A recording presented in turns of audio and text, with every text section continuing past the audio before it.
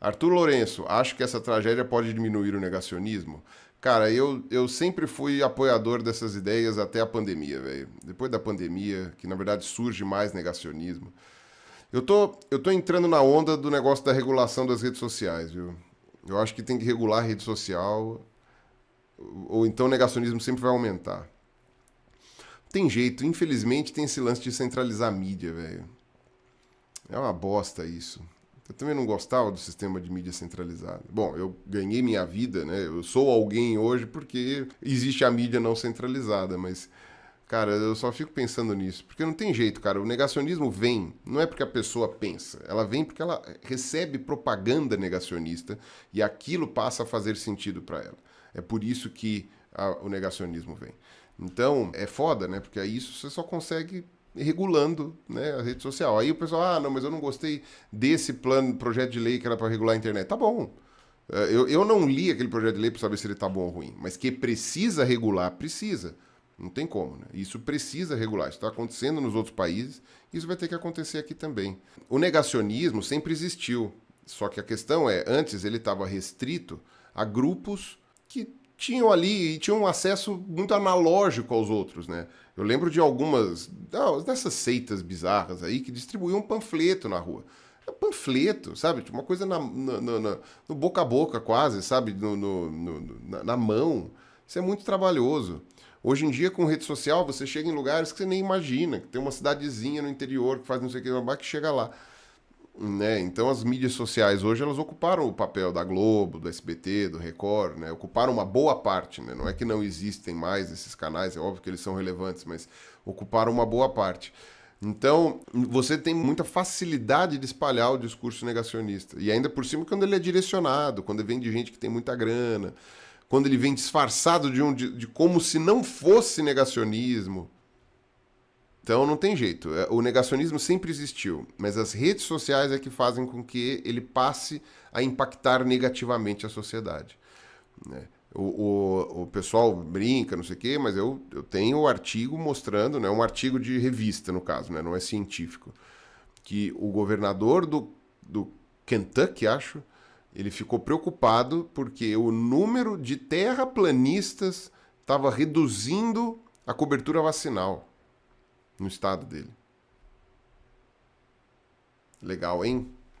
Aigro, familiares herdaram livros do bisavô que eram conspiracionistas desde antes da década de 50. Meu bisavô era português e teve meu avô em 1926. Então, esses conspiracionistas que tinham livros, não precisa ir longe. Quando eu era moleque, eu me encantei com um livro conspiracionista que chamava Atlântida, o Oitavo Continente, né, que era do Charles Berlitz, que eu acho que esse puto ainda tá vivo. Eu acreditei em 100% daquele livro. Eu devia ter entre 14 e 15 anos. Acreditei em 100%. Era um livro, uma cópia que tinha numa livraria lá perto da minha casa, né, uma livraria pequena, inclusive, numa época em que abria várias livrarias, né, e tipo, eu falei, esse livro era uma cópia em um lugar, eu não tinha dinheiro, eu voltei pra insistir, eu passava por lá com alguma frequência, eu ficava naquela, putz, cara, Atlântida, velho. Nossa, mano, olha, o continente perdido, velho, que coisa. E aí eu li sobre aquilo e falava que era o continente perdido, o oitavo continente, que ninguém queria que você soubesse. Depois de eu desenvolver meu ceticismo e tudo mais, né, depois de adulto, eu fui lá ver esse livro, né, e, cara, é um amontoado de bobagens, é um amontoado de coisas que são fáceis, inclusive, de você desbancar. Mas é um livro da década de 90, 80 para 90. Quem ia conferir isso? Sabe quantas fontes tem nesse livro? Zero. Zero fontes. Não existe uma lista de referências. Não existe nada. É um livro, tipo, de coisa tirado da bunda. É uma coisa muito complicada. Mas olha o alcance que isso tinha.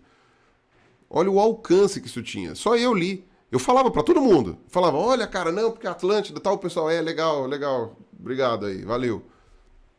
Então era um alcance muito pequeno. Agora, hoje, se alguém faz um canal dedicado à Atlântida e falando esse monte de pataquada sem fonte nenhuma, 1 milhão de inscritos.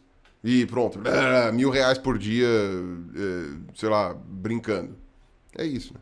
É o que o Felipe Haim fala, né? Você tem que se juntar a eles, se juntar a esse chorume que é esse monte de react, o caramba 4, não sei o quê, ou você se junta ou você não sobrevive. Eu ainda tô conseguindo sobreviver sem ter que fazer react, mas não julgo quem tem que fazer, mas é triste, né? Matheus, Pirula, por que não ensinar as pessoas a pensarem em vez de ter uma ditadura do pensamento? Essa é a melhor forma. O ideal é você ensinar as pessoas a pensar. Se o Estado controlar o fluxo de informação, nada vai impedir ele também de ser um negacionista ou autoritário. Sim, mas o problema não é esse. As pessoas aprendem a pensar aos poucos e devagar. E em certas idades. Então, por exemplo, quando você é jovem, né, criança ou adolescente, teu cérebro está mais esponjoso no sentido metafórico, né? Ele permite que você aprenda mais e que você consiga desenvolver um pensamento crítico melhor. E aí você vai ter uma maior imunidade, ou espera-se, né, que tenha uma maior imunidade, a discurso de bullshit, né? Esses discursos de bobagem aí, ou de conspiracionismo, ou pseudociência. Agora, certas pessoas mais velhas, e aí você pode colocar mais velho dos 20 anos para frente, né, mas com faixas ali mais suscetíveis, não adianta você ensinar a pessoa a pensar, porque ela já consolidou o cérebro dela, na cabeça dela ela já sabe pensar muito bem, e você não vai ter força para isso. Só que essas pessoas, elas impactam no país, elas impactam no mundo. E mentira bem contada é muito difícil de você bloquear. Você esperar que todo mundo tenha senso crítico para discernir verdade de mentira e aí, portanto, tomar suas decisões, isso é lindo, isso é utópico. Isso não funciona nem na Islândia. Isso não funciona nem na Dinamarca. Acabou.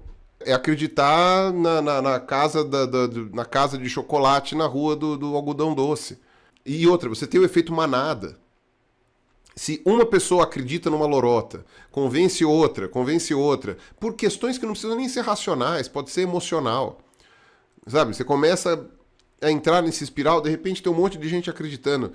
É loucura achar que você pode deixar que as mentiras corram livremente, ou que as distorções corram livremente, entendeu? Sem um contraponto, ou de um jeito que você nem sabe para onde está indo, porque isso quebra com a sociedade como a gente conhece.